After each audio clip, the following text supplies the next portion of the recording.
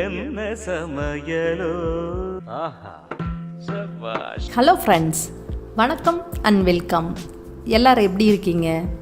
இப்போ தான் நீங்கள் நம்ம ஃப்ரம் கோவை சேனல் பார்க்குறீங்களா? அப்போ மறந்துடாமல் நம்ம சேனலை சப்ஸ்கிரைப் பண்ணிக்கோங்க. பெல் ஐக்கானை கிளிக் பண்ண மறந்துடாதீங்க.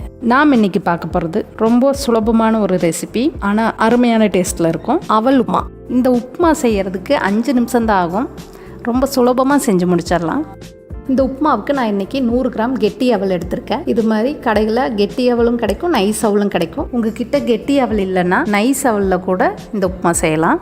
2 தடவை நான் இந்த அவலை நல்லா அலசிட்டு இந்த ஜல்லடையில் அவலை போட்டு கீழே ஒரு பாத்திரத்தில் தண்ணி வச்சு இந்த அவலை அப்படியே ஊற வைக்க போகிறேன் ஒரு 5 நிமிஷத்துக்கு. இது மாதிரி ஜல்லடையில் ஊற வச்சிட்டோன்னா நமக்கு பிழிஞ்சு எடுக்க வேண்டிய அவசியம் இல்லை, தண்ணி சீக்கிரமாக வடிஞ்சிரும். நீங்கள் நைஸ் அவலில் உப்புமா செய்கிறதா இருந்தால் இது மாதிரி நீங்கள் 2 வாட்டி அலசிட்டு அப்படியே தண்ணியை வடித்து எடுத்து வச்சிங்கன்னா நீங்கள் அலசின தண்ணியிலேயே அந்த நைஸ் அவல் நல்லா ஊறிடும். ஊரெல்லாம் வைக்க வேணாம், அப்படியே நீங்கள் உப்புமா செய்யலாம். 5 நிமிஷத்துக்கு அப்புறம் பார்த்தீங்கன்னா அவள் நல்லா சாஃப்டாக ஊறிடுச்சு. அடுத்ததாக நம்ம உப்புமாவை தாளிச்சிடலாம். ஒரு கடாயை அடுப்பில் வச்சுட்டு 1 டேபிள் ஸ்பூன் அளவு எண்ணெய் விட்டுக்குங்க. எண்ணெய் நல்லா காஞ்ச உடனே 1/2 டீஸ்பூன் அளவுக்கு கடுகு சேர்த்துட்டு கடுகு நல்லா வெடிக்க ஆரம்பித்த உடனே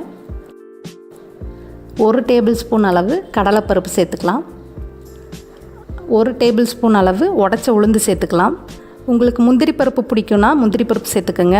நிலக்கடலை பிடிக்கும்னா நிலக்கடலை சேர்த்து இது மாதிரி பொன்னிறமாக வறுத்துக்குங்க. கடலைப்பருப்பும் உளுந்து நல்லா பொன்னிறமாகிடுச்சு.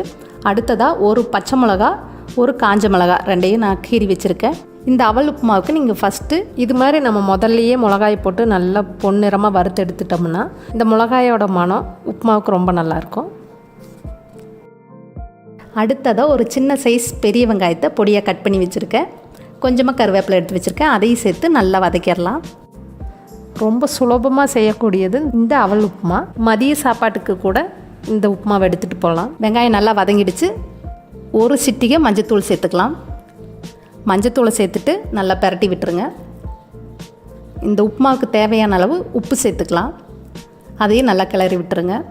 இப்போ அடுத்ததாக நம்ம ஊற வச்சு எடுத்து வச்சுருக்க அவலை சேர்த்துடலாம்.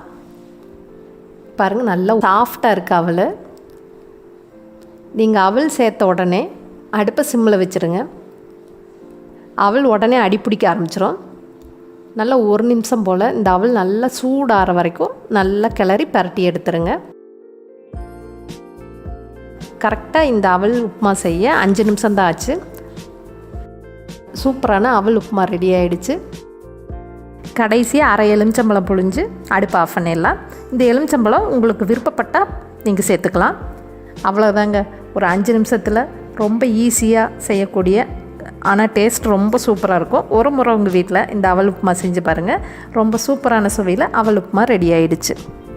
இந்த ரெசிபி உங்களுக்கு பிடிச்சிருந்தா லைக் பண்ணுங்கள். ரொம்ப பிடிச்சிருந்தா உங்கள் ஃப்ரெண்ட்ஸுக்கெல்லாம் ஷேர் பண்ணுங்கள். இப்போ தான் நீங்கள் முத நம்ம ஃப்ரம் கோவை சேனல் பார்க்குறீங்கன்னா மறந்துடாமல் சப்ஸ்கிரைப் பண்ணுங்கள். திரும்ப ஒரு அருமையான ரெசிபி வீடியோவில் நான் உங்களை சந்திக்கிறேன். அது வரைக்கும் thank you, bye bye, take care.